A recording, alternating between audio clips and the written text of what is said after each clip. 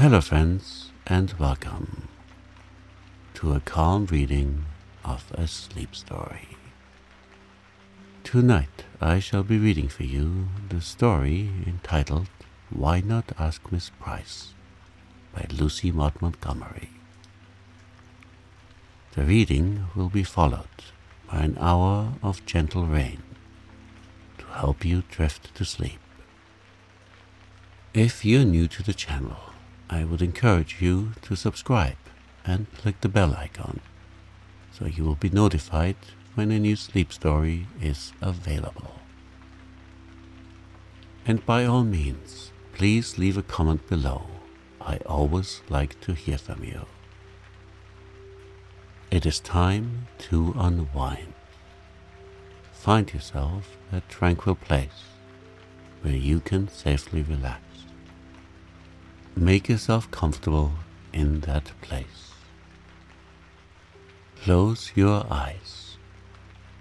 All that is left to do now is to relax and get some rest.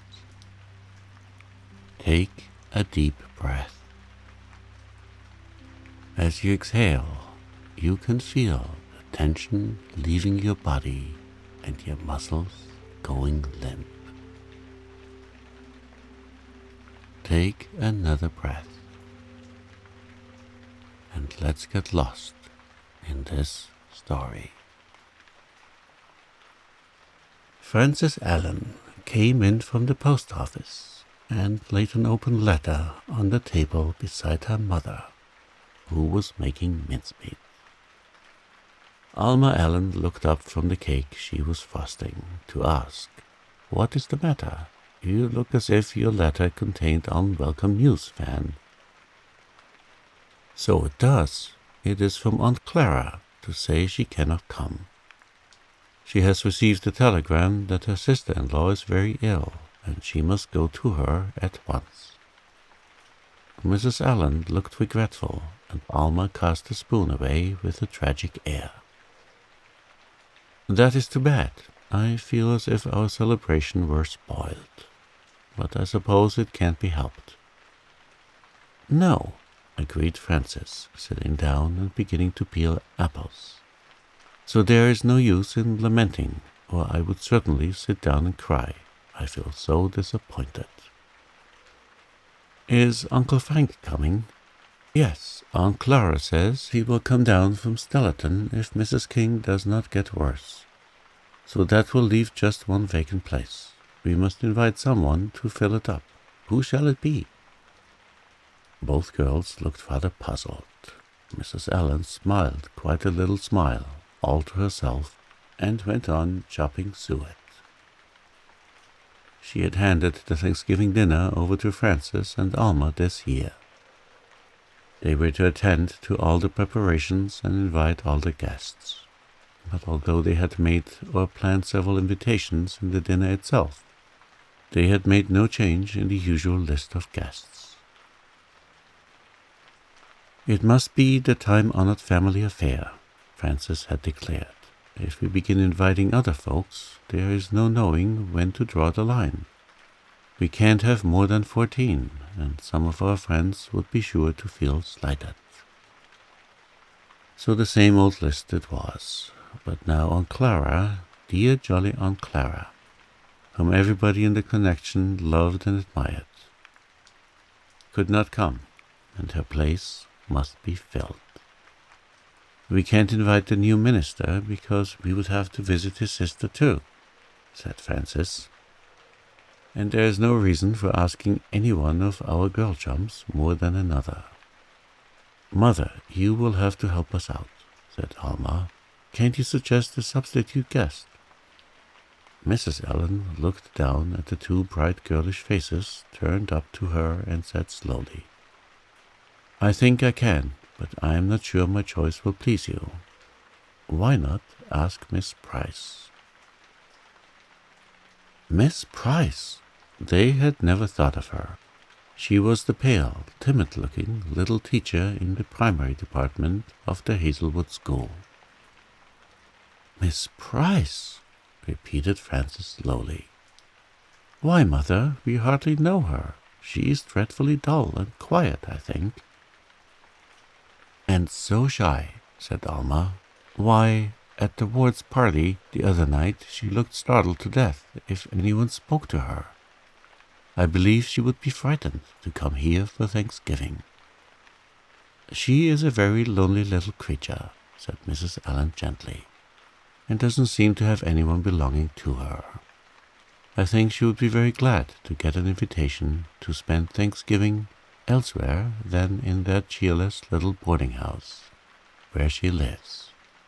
Of course, if you would like to have her, Mother, we will ask her," said Francis. "No, girls," said Mrs. Allen seriously. "You must not ask Miss Price on my account, if you do not feel prepared to make her welcome for her own sake. I have hoped that your own kind hearts might have prompted you to extend a little Thanksgiving cheer in a truly Thanksgiving spirit to a lonely, hard-working girl, whose life I do not think is a happy one. But there, I shall not preach. This is your dinner, and you must please yourselves as to your guests." Francis and Alma had both flushed. They now remained silent for a few minutes. Then Frances sprang up and threw her arms around her mother. "You're right, Mother dear, as you always are, and we are very selfish girls. We will ask Miss Price and try to give her a nice time. I'll go down this very evening and see her." In the grey twilight of the chilly autumn evening, Bertha Price walked home to her boarding house, her pale little face paler and her grey eyes sadder than ever in the fading light. Only 2 days until Thanksgiving, but there would be no real Thanksgiving for her. Why, she asked herself rebelliously, when there seemed so much love in the world, was she denied her share? Her landlady met her in the hall. "Miss Allen is in the parlor, Miss Price. She wants to see you." Bertha went into the parlor somewhat reluctantly. She had met Frances Allen only once or twice, and she was secretly almost afraid of the handsome, vivacious girl who was so different from herself. "I am sorry you have had to wait, Miss Allen," she said shyly. "I went to see a pupil of mine who is ill, and I was kept later than I expected." "My errand won't take very long," said Frances brightly. "Mother wants you to spend Thanksgiving Day with us, Miss Price, if you have no other engagement. We will have a few other guests, but nobody outside our own family except Mr. Seeley, who is the law partner and intimate friend of my brother Ernest in town. You'll come, won't you?" "Oh, thank you, yes," said Bertha, in pleased surprise. "I shall be very glad to go. Why, it is so nice to think of it. I expected my Thanksgiving Day to be lonely and sad, not a bit Thanksgiving-y." "We shall expect you then," said Frances, with a cordial little hand-squeeze. "Come early in the morning, and we will have a real friendly, pleasant day." That night, Frances said to her mother and sister, "You never saw such a transfigured face as Miss Price's when I asked her up. She looked positively pretty. Such a lovely pink came out on her cheeks, and her eyes shone like stars. She reminded me so much of somebody I've seen, but I can't think who it is. I'm so glad we've asked her for Thanksgiving."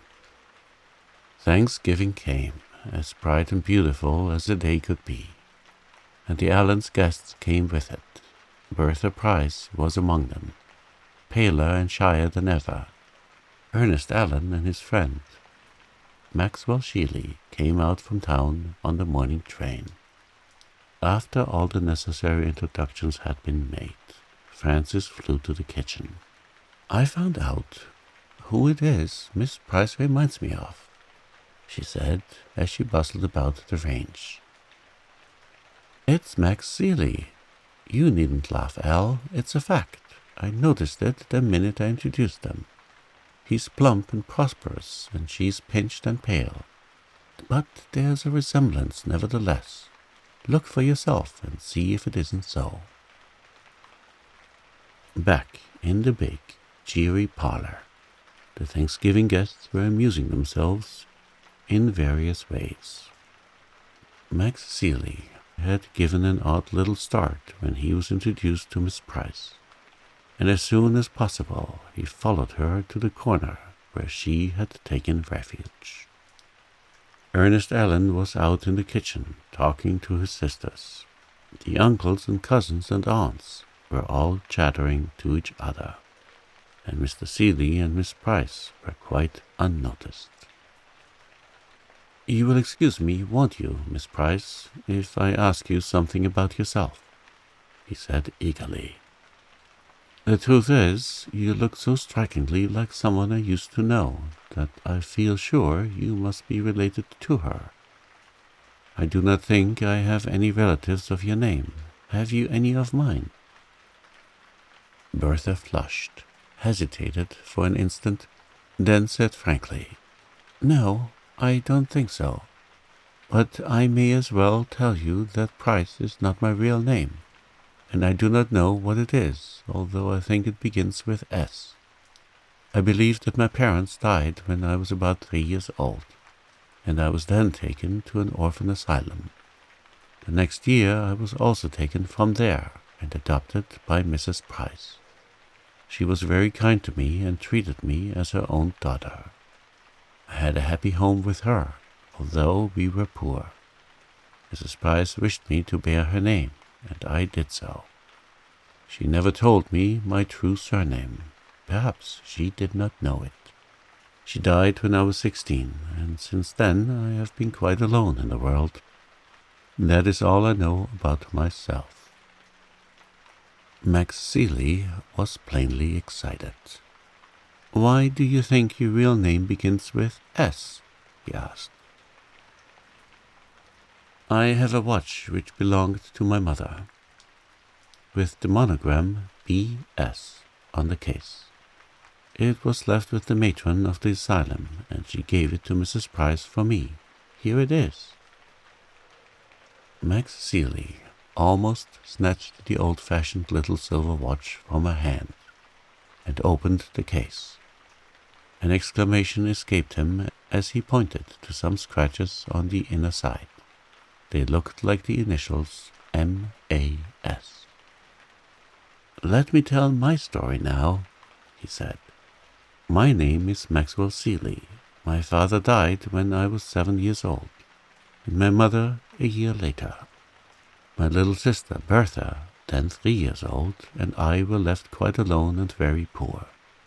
We had no relatives. I was adopted by a well-to-do old bachelor, who had known my father. My sister was taken to an orphan asylum in a city some distance away. I was very much attached to her and grieved bitterly over our parting. My adopted father was very kind to me and gave me a good education. I did not forget my sister, and as soon as I could I went to the asylum. I found that she had been taken away long before, and I could not even discover who had adopted her. For the original building, with all its records, had been destroyed by fire 2 years previous to my visit. But I have found her at last. You are Bertha Seeley, my little sister." "Oh, can it be possible?" "More than possible. It is certain. You are the image of my mother, as I remember her. And as an old daguerreotype, I have pictures here. And this is her watch, see? I scratched my own initials on the case one day. There is no doubt in the world. Oh, Bertha, are you half as glad as I am?" "Glad?" Bertha's eyes were shining like stars. She tried to smile, but burst into tears instead, and her head went down on her brother's shoulders. By this time everybody in the room was staring at the extraordinary tableau, and Ernest, coming through the hall, gave a whistle of astonishment that brought the two in the corner back to a sense of their surroundings. Max. "I haven't suddenly gone crazy, Ernest, old fellow," smiled Max.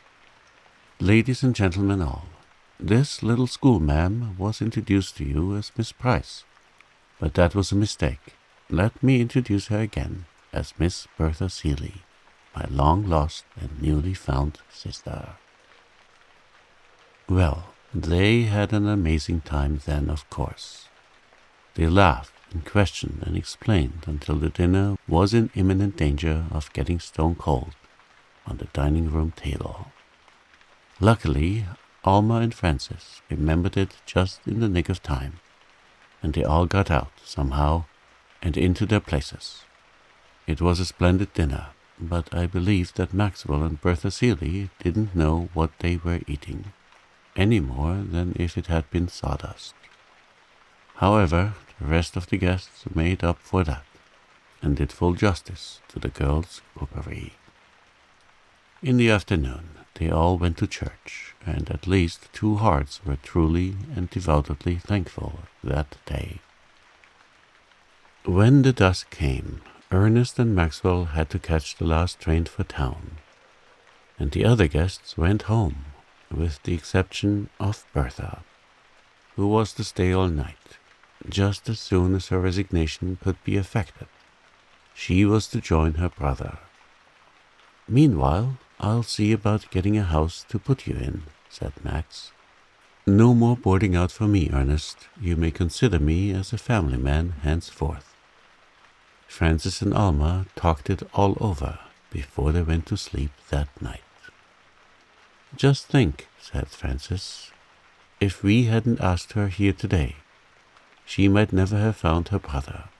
It's all Mother's doing, bless her. Things do happen like a storybook sometimes, don't they, Al? And didn't I tell you they looked alike?"